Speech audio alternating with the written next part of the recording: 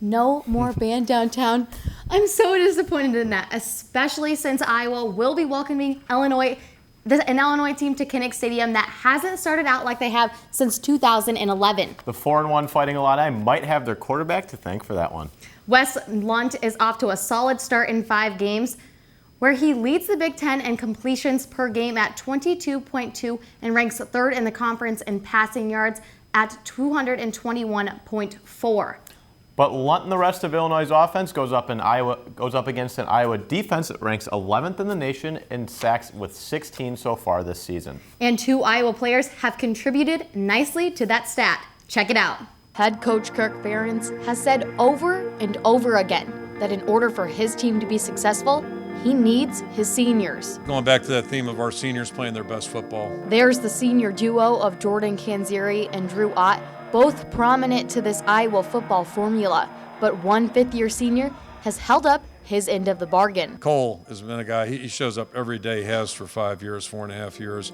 Shows up every day, great attitude, works hard. Linebacker Cole Fisher moved his way through being a special teams player to defending the wide edges on Iowa's defense. I mean, I'm glad I'm playing so well because honestly, it means I'm not letting down, the rest of the team and all the people cheering for the Hawkeyes. Compared to last season, Fisher has accumulated 19 solo tackles in the first 5 games, with 28 assisted tackles.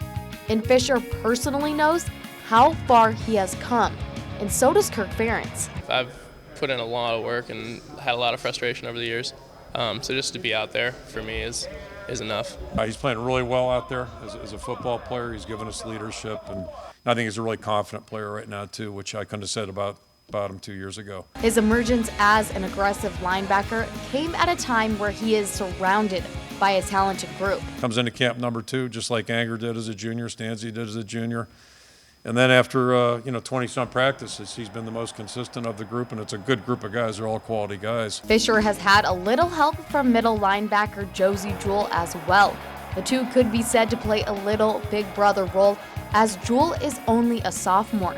The two combined for 24 tackles in Iowa's game against Wisconsin. The game slowed down, personally for me, understanding the defense, understanding what the opposing team's running, and just feeling everything out now. It's a whole lot easier. Honestly, I'm just happy for the experience. Danny, Illinois' offense is definitely going to have their hands full, especially with Desmond King in the backfield as well. Yeah, that's right. 5 interceptions on the year, only 3 away from tying the Iowa single-season record.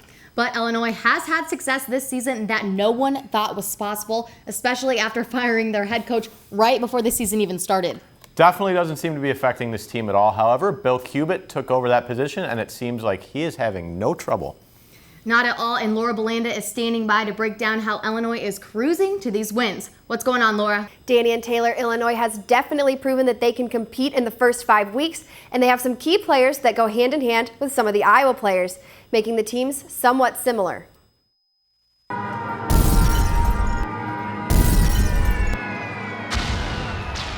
Iowa has won 2 of their last 5 games in a fourth-quarter win, one of them over Pittsburgh with a last-second field goal, and the other over Wisconsin with a fourth-down stop.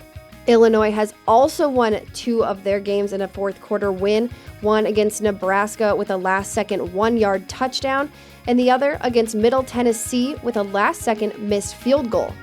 Illinois has had 215 pass attempts this season, 32 of those going to Geronimo Allison. And with that number, Allison currently leads the Big Ten with receptions for 453 yards. But coming in right behind Allison is Iowa's Matt Vandenberg, who's second in the Big Ten with 31 receptions for 303 yards. Sticking with the offensive side of the ball, the running backs for both of these teams, for Illinois, Josh Ferguson, and for Iowa, Jordan Canzeri. Ferguson currently has 2,259 career rushing yards, while Canzeri currently has 1,530 career rushing yards.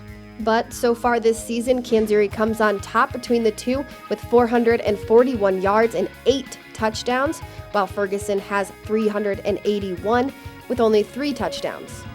With Ferguson leading their rushing offense as well as he is, the Hawkeye defense will have to keep doing what they've been doing because Danny and Taylor, Iowa hasn't let up any rushing touchdowns so far this season. 1.